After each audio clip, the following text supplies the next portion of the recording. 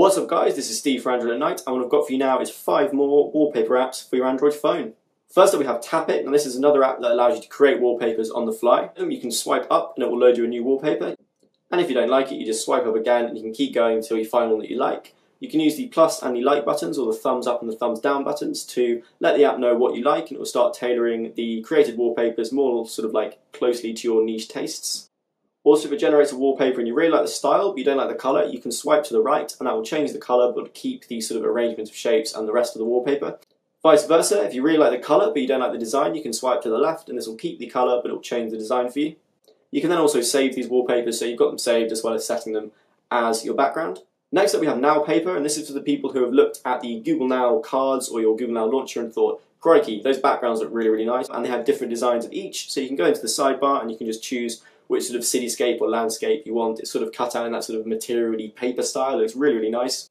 And again, like a lot of these apps, it comes with a plugin, so you can attach it to Musi and this will automatically rotate them and update them for you and also give it that nice blur effect.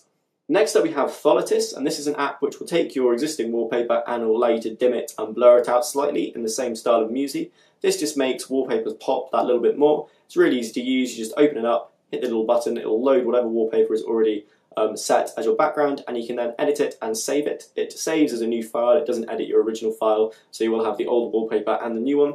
It's a really nice way to get that Musi effect on just any image that you want.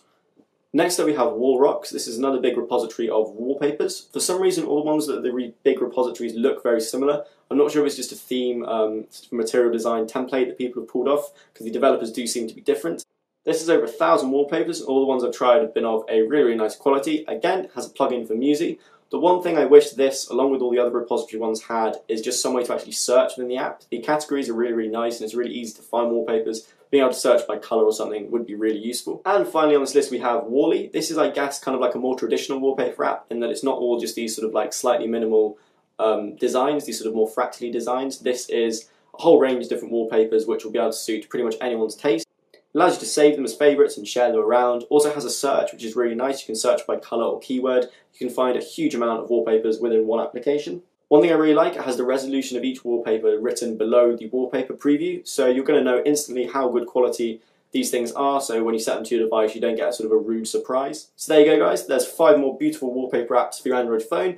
Be sure to check out my first version of the video, the link to that will be in the description.